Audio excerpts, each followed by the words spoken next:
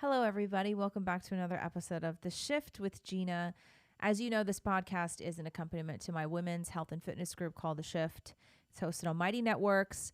Women only, sorry guys. We do weekly workouts, weekly live streams about health and wellness, weekly recipe shares. I do exclusive content there. And we have started a fertility series that is going to feature 6 different experts coming up. We're featuring holistic practitioners, a fertility awareness educator who specializes in natural family planning. We're going to hear from an OBGYN who is very familiar with what's really going on in the conventional medical system. We're going to hear from a frequency medicine doctor, a doula, a nutrition expert. So it's going to be a great series for all women who want to learn more about fertility and naturally balancing your hormones, whether you are someone who's never had kids, whether you have kids and you want to just have healthy hormones, or even if you're beyond that, you want to just learn more about fertility to pass it down to younger women. So click the link in the description if you want to join the shift. So today we're going to talk about 2 things. The second thing is going to be about fertility, and it will lead me to talk a little bit more about what we're talking about in the shift community. But first, let's look at Anthropologie, a very well-known clothing brand, women's clothing brand. They also sell home stuff, home furniture, decor, things like that, little knickknacks, but they also have a very well-known fashion brand, only women's clothing. However, they decided to feature a man in one of their Instagram reels to advertise some spring dresses. And let's just say it didn't go over very well. Anthropologie has 4.5 million followers on Instagram. And as you guys probably saw, the Bud Light debacle with Dylan Mulvaney, that didn't go over so well. The VP of marketing or something like that, Alyssa Hinderchild, I forgot what her last name is. She was hired to turn around the brand of Bud Light, and she wanted to bring inclusivity and diversity to Bud Light because that's exactly what you need when you're drinking light beer that tastes like urine. And she brought on Dylan Mulvaney to be the face of Bud Light, and they even made a beer can with Dylan's face on it. So since that happened, the right actually mobilized, I would say for the first time in a long time, because one thing that the right is really bad at is mobilizing. One thing the left is really good at is mobilizing, which is why the left has been winning so much, especially when it comes to cultural issues. But the right was, I think not even just the right, but people who have common sense were really unhappy to see this man pretending to be a woman, basically doing woman face. And the ad was also really annoying because he was playing the stereotype of the dumb girl who doesn't know anything about sports. Go team, whoever's team you like, I like. So anyway, Bud Light, they really did suffer from that. Bud Light is owned by the parent company called Anheuser-Busch. They have tens and tens of beers. I don't know, maybe over 30 different brands of beer. I may be lowballing that. But Bud Light sales did go down significantly. So when this Anthropologie ad popped up on Instagram, it got a lot of backlash. So let's watch it. It's a very short clip. It's a man dancing in dresses. So there he is. There he goes in a pink dress. Look at that. Stick that leg out, and as he turns around, the dress doesn't even fit him. And there's his bulge. And there are his hairy legs, hairy armpit. Look, the dress doesn't even buckle, doesn't even zip in the back, and it's done. Shocker, men's and women's bodies are different. So a man fitting into a dress that should fit his frame, it doesn't zip up all the way because men and women have different waist sizes and shoulder sizes. And the funny thing is, like, this guy he's not even trans. Not that that would make it any better, but they're not even using someone who's trans. They're just using a dude, just a guy, some like muscular dude with a shaved head. Like, sure, he can dance, to wear all of these very flirty, feminine, pink spring dresses. One of the things about Anthropologie is that they have very feminine clothes. I used to rent from their rental service called Newly in Anthropologie, Free People. They're all owned by the same parent company. They have a lot of really cute, flirty dresses. I own a couple of them in my closet. And they're choosing out of all of the women in the world of fashion and modeling, they chose a man who stuffed his junk into a little pair of nude underwear and flicked his leg up high and twirled around so you could see his bulge as he's advertising women's clothing. Let's just say it didn't go over well. And if you caught when you were watching this video, or if you saw this on Instagram, they turned off the comments. So this was originally posted 6 days ago. It was so bad they had to turn off the comments. There were thousands and thousands. I didn't even get the chance to screen record it, because as soon as I went back to read through them again when I had some free time, they were all gone. They not only disable the comments, sometimes on Instagram they can just disable any further comments. They didn't just do that. They wiped all the comments clean on this post. But people like Allie Beth Stuckey, who was a conservative commentator, she has a show with The Blaze. She wrote this paragraph about how the guy's dress didn't even fit him because men and women's bodies are different. There were a lot of people in the comment section saying, I'm never going to buy from here again. I'm really disappointed in Anthropologie. Stop trying to erase women. I don't want to see a man's penis when I'm trying to shop for a dress for summer. And if you look at the other posts on their Instagram, let's take a look here. So the next post they did, which was 4 days ago, just some lifestyle post, making the patio pretty, tonal texture, wicker chairs. Look at the comments. Nope, lost my business. Why can't I comment on the previous post? Why are you trying to erase women? You are leaving the post up despite the fact that you had to turn comments off because you know how insulted the majority of your consumers are. So much for women's rights and female spaces, huh? Anthro agrees it's a man's world and they are 100% on board. Message received loud and clear. So all of these comments have thousands of likes, hundreds of likes. And women are making it very clear that they are not happy with the idea that a man is modeling women's dresses. And the comments continue. They have 9 more posts on their Instagram, and they're still getting all of these comments. Long paragraphs these women are writing. They're really fed up. But here's the thing about Anthropologie. Now, there's a hashtag that's boycott Anthropologie that has been trending. The thing is, it's only going to work if women really continue to put the pressure on. These are global brands that bring in millions and millions of revenue. And it does not actually hurt these brands unless we follow through with our dollar. And that's why Bud Light was actually successful.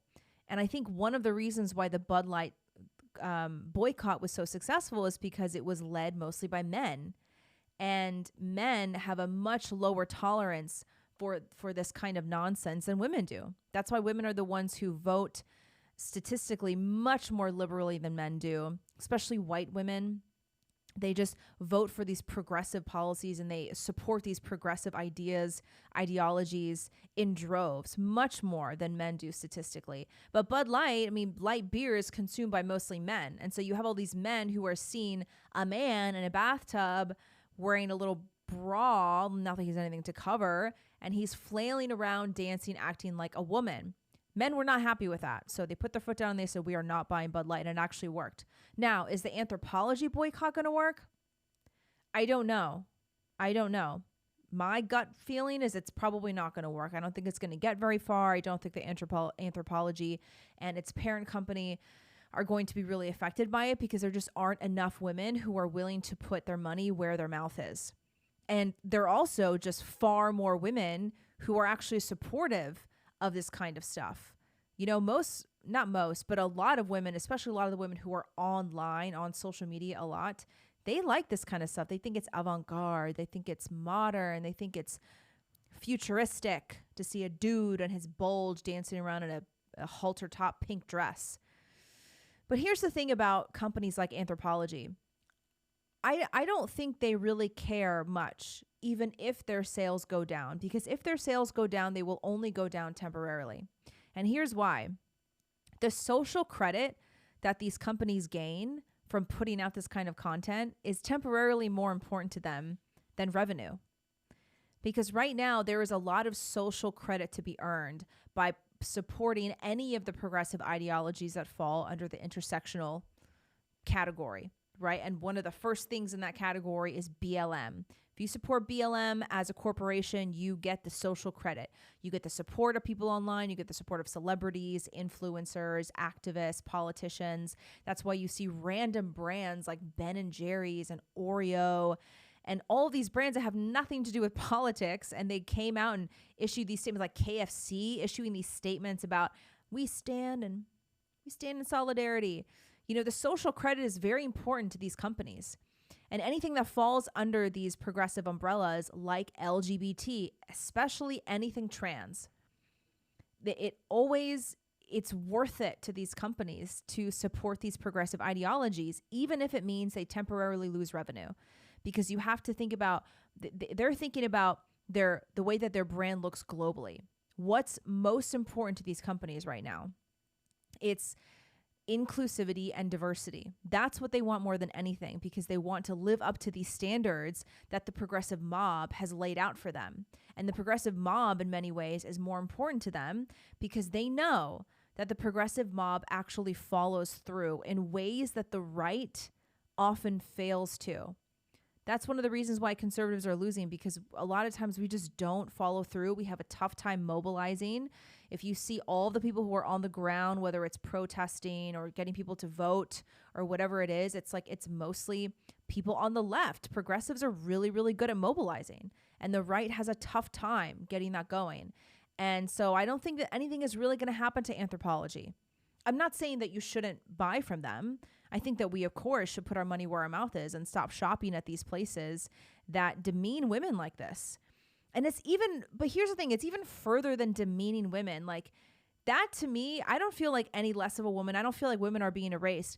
I feel disgusted by that because it is perverted. It's perverted. It is an abomination of God's creation. And I think that is what should sicken us the most. Like I'm less concerned with women being offended. I'm less concerned with like a female model being out of a job. I mean, not that I support that. I don't like to see that either, but I'm less concerned with that. And I'm more concerned with the soul of our society. And I'm more concerned with degeneracy being propped up as normalcy and being praised as something that's futuristic. I'm more concerned with the state of our culture and what kind of culture our daughters and our sons are going to grow up in. I do not want to live in a society that puts this kind of mental illness and nonsense and sin on a pedestal. I don't want to see that. So that's actually why we should be voting with our dollar. Not only because, you know, it's offensive to women and the guy's doing woman face and it's gross to see the guy's bulge when he's dancing. Like that's all gross, yes. And those can all be, you know, put into the reasons why we don't want to give Anthropologie any more of our money. But I think what we really need to think about mostly is the spiritual sickness in America. I tweeted yesterday, you know, the mall shooting in Texas, which was just so horrific, especially that Korean family. The 6-year-old boy had just celebrated his 6th birthday. And 4 days after his birthday, the mother, the father, the 3-year-old son, and the 6-year-old son went to the mall to return some clothes that he got for his birthday that didn't fit him. And the mom, the dad, and the 3-year-old were shot to death, along with, I think, at least 5 or 6 other people. I think he killed 8 or 9 people and critically injured several people as well. Like, these are horrific stories. Like, I'm more concerned about the soul of our country. Like, there's a serious spiritual sickness happening. And there's no amount of legislation or cultural change or on-the-ground grassroots mobility that will be able to change anything permanently unless we address the spiritual sickness in our country. We need God. We need Jesus. And we have all of these horrific things happening. And it's easy to write off these gross things like the trans agenda, it's, you know, and say it's offensive to women, which, yeah, sure it is. But it's also wrapped up in a lot of the degeneracy that's just taking over America. People are going to see this and be like, she's comparing trans people to mall shootings. No, I'm not saying that. I'm saying that there are a lot of different degenerate things happening in our culture. And a lot of it, all of it, can be boiled down to the spiritual sickness. And yes, it is a spiritual sickness to parade around transgenderism, to parade around this idea that you can suddenly magically change your gender overnight. It's wrong. It's immoral. We should not be supporting that. We should be doing everything we can in society to put an end to that. So that's why we should be voting with our dollar, not because it makes women feel offended that there's a guy in a dress. So speaking of, actually, that Korean family I mentioned, there's a GoFundMe campaign that I've been sharing. I'll put it in the description of this video. My heart breaks for that family. That little 6-year-old boy saw his entire family slaughtered in front of him, and he's an orphan, and he has to live with that trauma forever. So I'll put the GoFundMe link in the description if you would like to donate to them. Let's move on to the last half of this episode. There's a really strange phenomenon being shared on social media right now. This is going to sound crazy. I did a brief reel about this on my Instagram last week. There are a lot of women in their 20s and 30s who are being diagnosed with early menopause. And what they're actually experiencing is something called premature ovarian failure. It's also called POI, premature ovarian insufficiency. And there are a lot of women who are coming forward on social media who are sharing videos and photos of themselves being diagnosed with POI and how they're essentially going into early menopause. And when I was looking at these videos, not only was I shocked to see this kind of content, I was also shocked to see the number of women in the comment section that expressed how they are also going through the same exact thing, how they are also experiencing early menopause. Okay, so I'm going to show you this video of this influencer. She's 27 years old, and this is just a short TikTok that went viral. This is the first TikTok she showed of herself announcing she was in early menopause.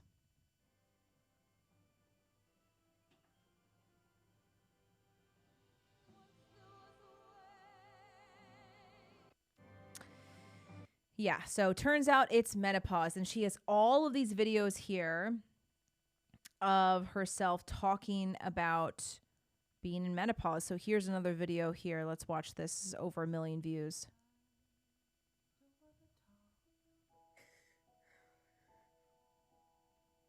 Other things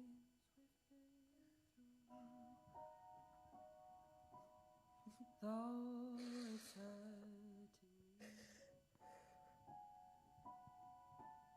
now it's history.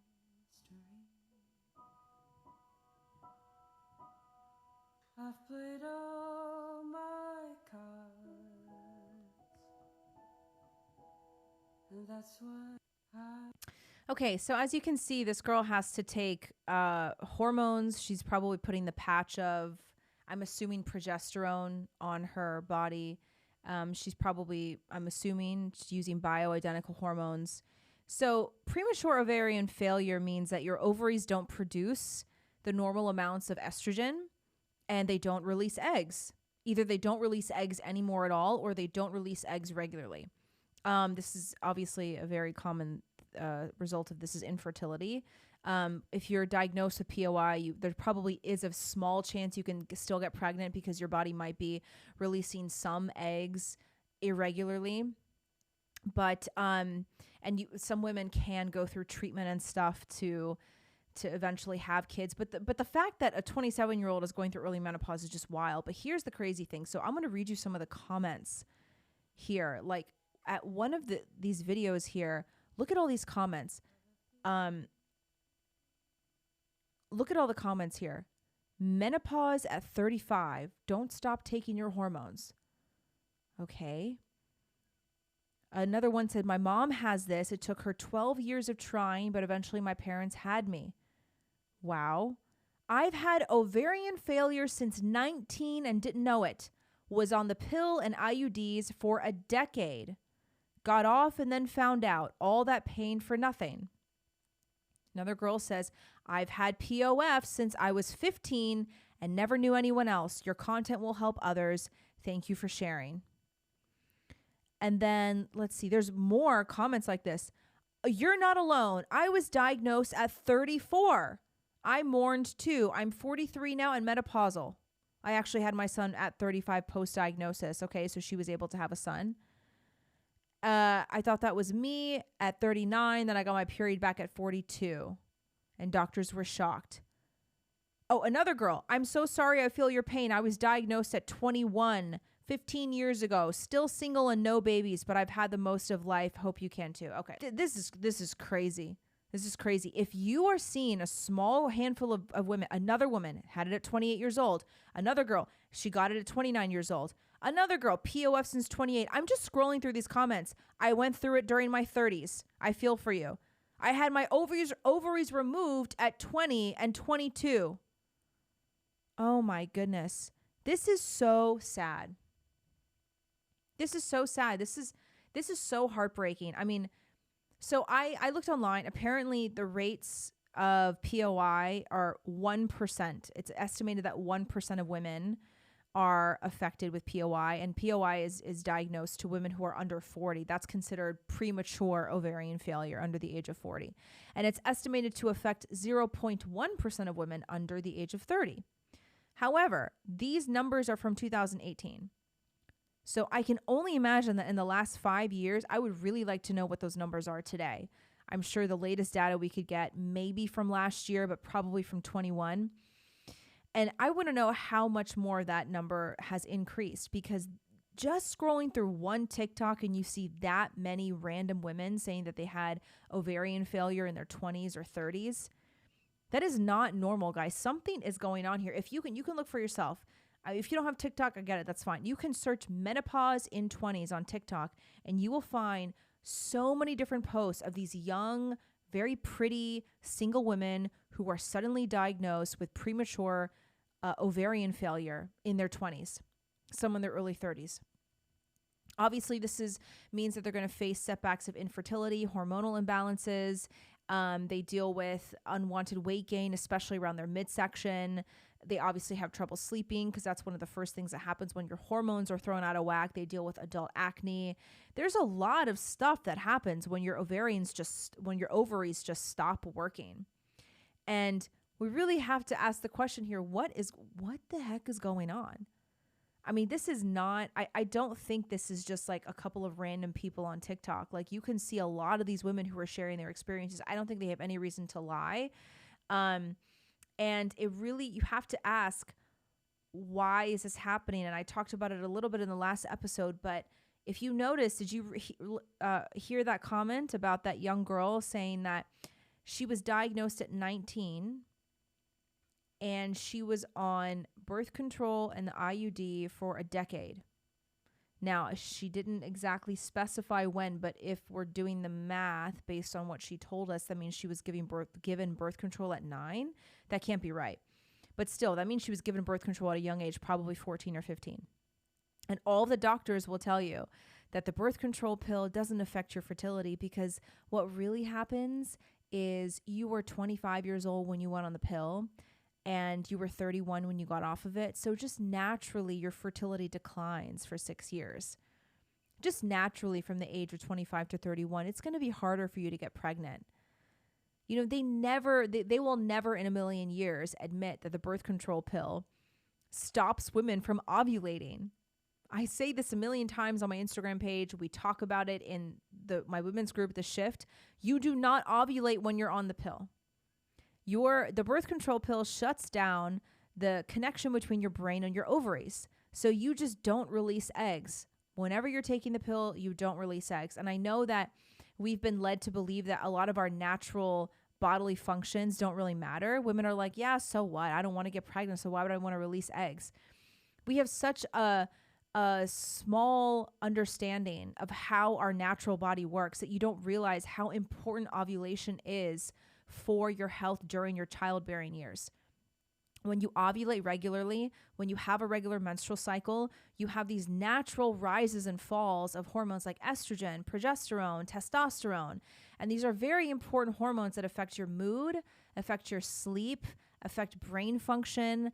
They affect how efficiently your body is able to build muscle, how efficiently your body is able to burn fat. Obviously, they affect your fertility.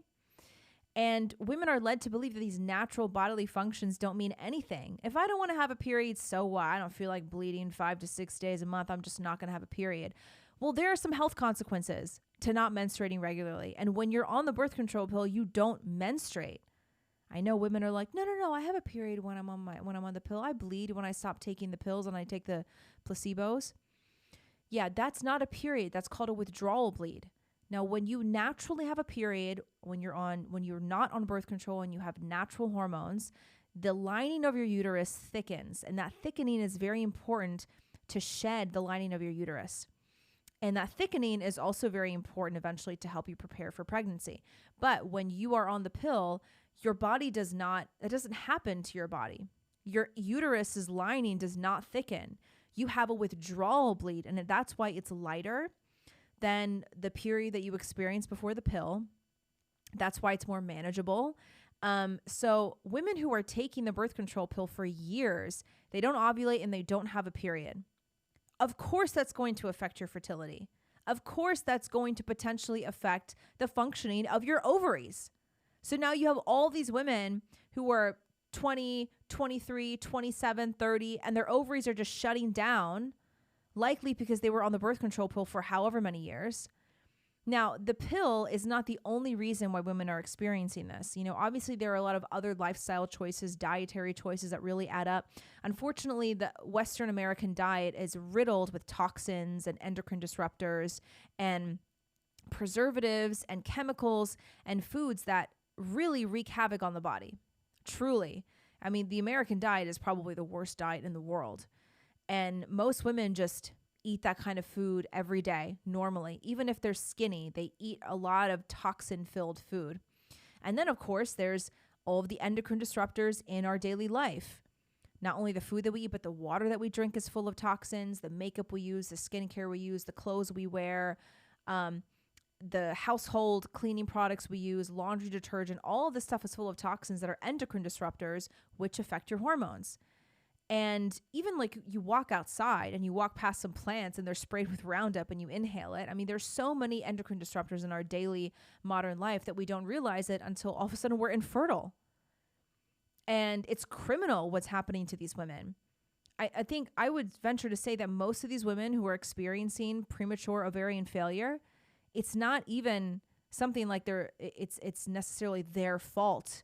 Okay, in a way, their body is their responsibility, yes, but because the modern culture and the modern lifestyle has fed them so many things, their parents probably fed them the wrong food since they were kids, their doctors probably pumped them with the you-know-whats, the baby's schedule. Now babies are supposed to get like 80 shots before they're a year and a half old. You can't ever convince me that doesn't affect someone's fertility. And then they're given the birth control pill at 14. So then these women turn 27 and they don't ovulate. It's horrifying, and it's really scary because the birth replacement rate is already low. Like, we're not even at replacement rate right now. We're below. And the human race is not going to continue if this continues in modern society. And this is so much more than just like women having acne and not being able to sleep, like not ever being able to have children because your ovaries failed. Like that's a tragedy. And I know a lot of women, they're in their 20s, are like, oh, I think I could go without kids. Okay, you're going to turn 33 and you're going to realize biologically you wanted children, and it's going to be devastating for you. And my heart breaks for all these women. So if you are someone who is not sure about your own fertility, or maybe you've struggled with birth control coming off of it, or you want to learn how to naturally prevent pregnancy, this fertility series I'm doing is a fantastic 6-week series that's going to help you a lot. So whenever I talk about how terrible the birth control pill is, I always get a lot of comments like, yeah, but I don't want to get pregnant, so I have no other option. You do have another option. I want all women to realize that you have another option, and that option is to learn your body's natural hormonal cycle and learn which days of the month you are fertile. You are only fertile 5-ish, maybe 6 days of the month. And sperm lives in your body up to 5 or 7 days. So there's a window there, maybe about a week, that you could get pregnant each month. But the more you understand your cycle, we're going to talk about ways to track your cycle by your cervical mucus, by your basal body temperature, a lot of ways you can understand your body so you don't need to use synthetic pseudo hormones in order to naturally prevent pregnancy. There are other options. The pill is not the only option. The hormonal IUD or even the copper IUD, not your only option. You don't need the patch or the thing in your arm. There's so many things that you can learn about your body that will help you naturally prevent pregnancy. So that's why this fertility series is going to be really useful for anybody. Like I said, we have some holistic practitioners coming in who have clinical experience. They work with a lot of patients, a lot of women who have struggled with infertility. We're going to have an OBGYN who is very plugged in and very aware of what's going on in the conventional medical system. And she can talk from a medical perspective while also honoring the holistic perspective. We're going to talk to Dr. Charlie, a frequency medicine doctor who you guys if you follow me, you probably follow Charlie. He's my doctor, my family doctor. He's helped me so much with my own health and my family's health. We're going to hear from a nutrition expert, a fertility awareness educator who specializes in natural family planning. There's another nutrition expert we're bringing in. There's just going to be a lot of experts coming in that are going to be able to answer your questions. So click the link in my description if you want to join, ladies. And take care of yourselves. You know, there's a lot of things that we can't control in our life. Like there are always going to be some toxins that we consume accidentally or inadvertently, and that's okay. But we need to control the things that we can. Stop drinking tap water. Don't drink out of plastic. Drink filtered water. Highly recommend the APEC water systems. It's not an ad. It's just what we use at home. And take care of yourselves. Sleep well. Take care of your hormones. And your ovaries should not fail you. Okay, bye.